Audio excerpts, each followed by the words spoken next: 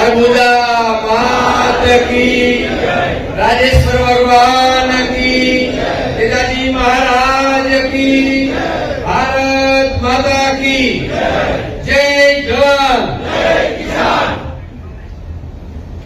खूब खूब आभार। આજે વઢિયારી અને ચતોડા સમાજના સૌ આગેવાનો, યુવાન મિત્રો અને અલગ અલગ પ્રગણામાંથી વધારેલા સૌ આગેવાનો, યુવાન મિત્રોને આ બેઠેલી સૌ નાથગંગાને તે મસ્તક કરીને હું સૌને પ્રણામ કરું છું, વંદન કરું છું। આજે સમાજને આ ચિંતન કરવાની, મહાપંચાયત કરવાની કેમ ફરજ પડી રહી છે એ આજે બધાએ ખૂબ સમજવું જરૂરી છે। આજે આ મહાપંચાયતની અંદર આપણા સૌના વંદનીય પૂજનીય જ્યારે ગોપાલપુરી મહારાજ અને સંતો બેઠા હોય તો એમના ચરણોમાં હું પણ વંદન કરું છું। મેં પણ મિત્રો આજે ચિંતાનો વિષય, ચિંતન કરવાનો સમય હવે આવી ગયો હોય એવું લાગી રહ્યું છે।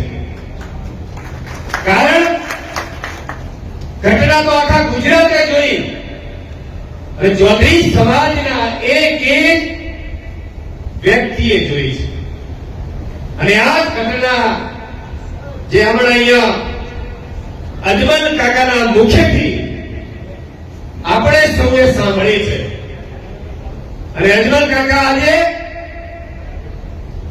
સમાજ પાસે ન્યાયની માગણી કરી રહ્યા છે, ત્યારે આપણી સૌની ફરજ બને છે કે અજમલ કાકા ઉપર જે અપહરણની ઘટના ઘટી, જે પ્રકારે એમના સાથે કૃત્ય આચરવામાં આવ્યું છે એ કૃત્ય અજમલ કાકા ઉપરનું નથી, સમગ્ર ચૌધરી સમાજ ઉપરનું। અને જ્યારે આજે 20 દિવસ થઈ ગયા છતાં જો સમાજને ન્યાય ન મળતો હોય તો પછી આ મહાપંચાયત કરવી જોઈએ કે ન કરવી જોઈએ? ન્યાય જોઈએ છે ને?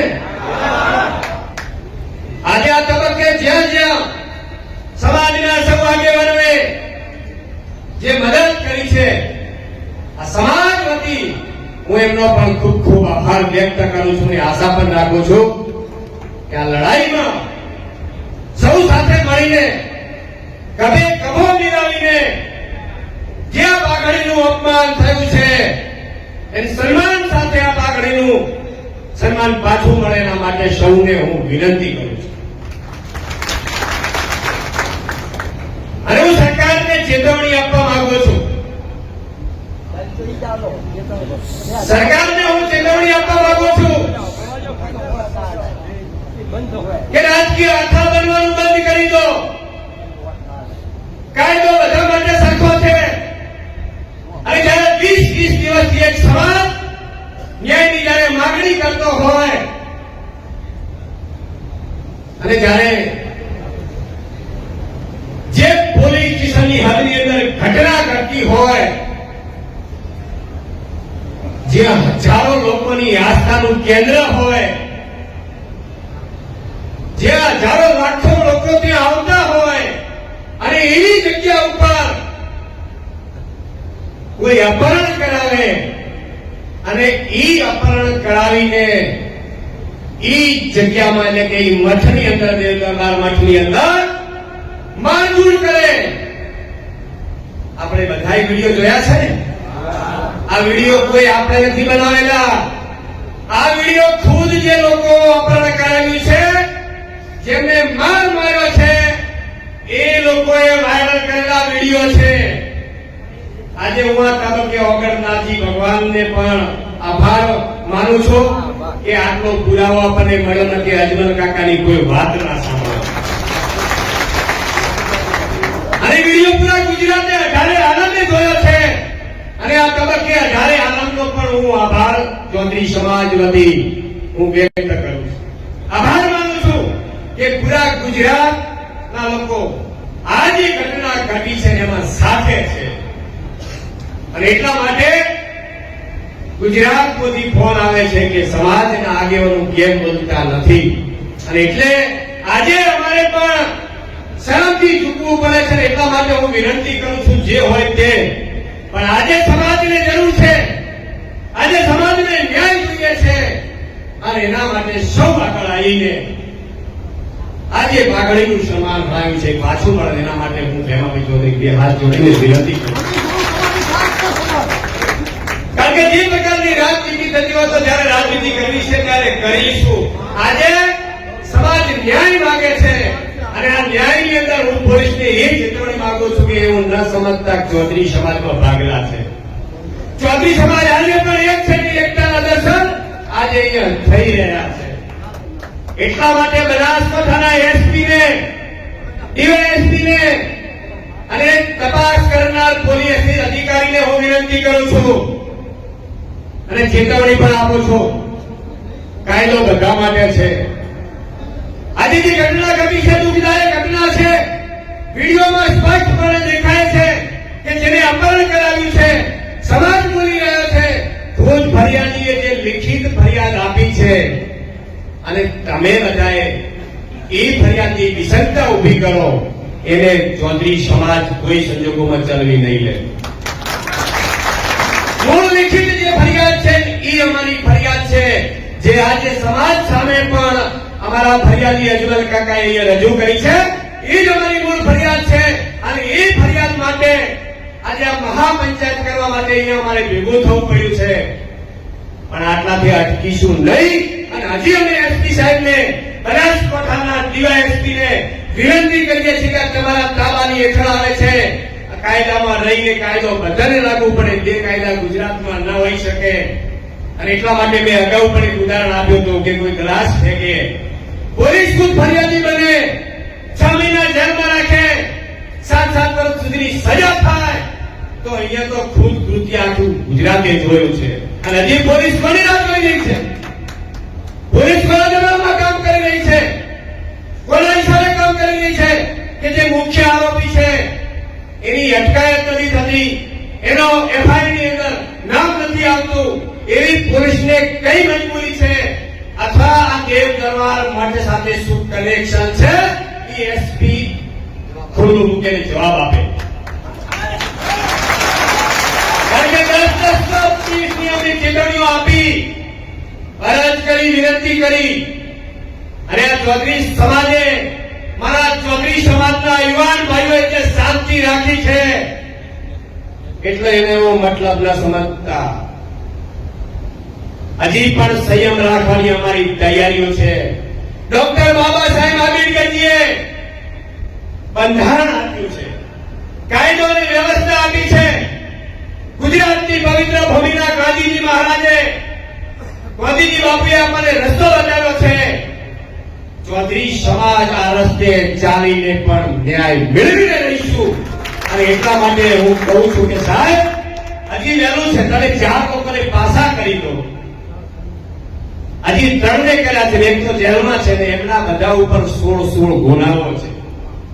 તમે એને પકડીને કોર્ટમાં હાજર કરો, નાટક કરો, કોર્ટ છોડી મૂકે.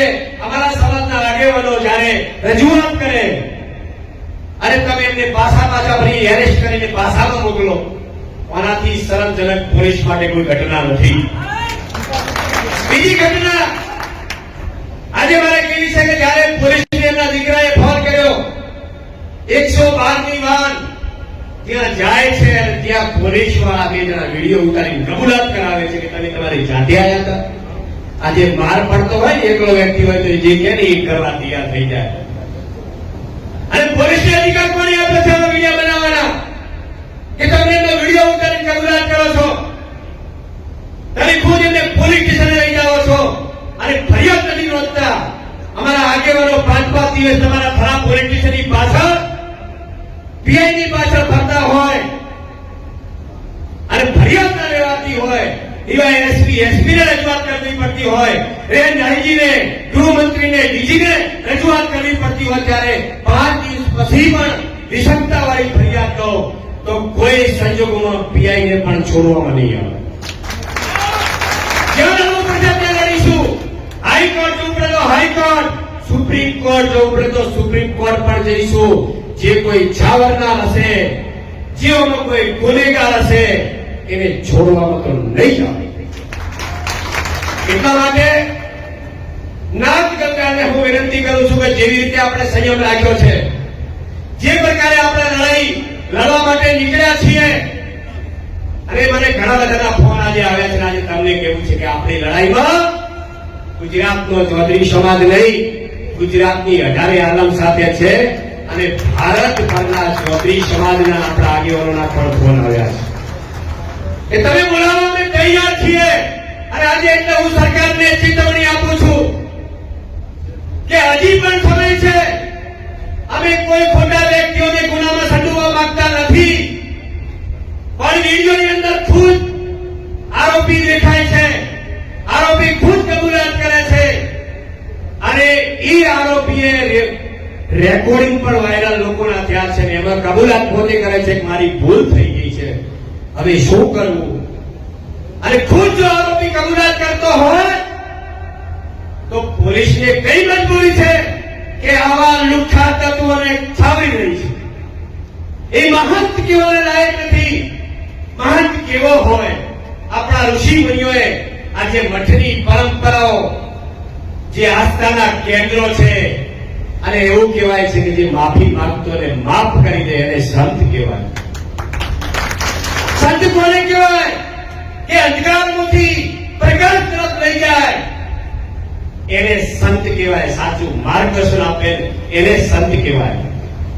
અને એટલા માટે તો મને હજી પણ શંકા છે કે અમારા હજારોની આસ્થાનું કેન્દ્ર જો આવા લુખ્ખા તત્વોનો જો અડ્ડો બનતો હોય તો એને તો કોઈ સંજોગોમાં ચલાવી નહીં લેવું.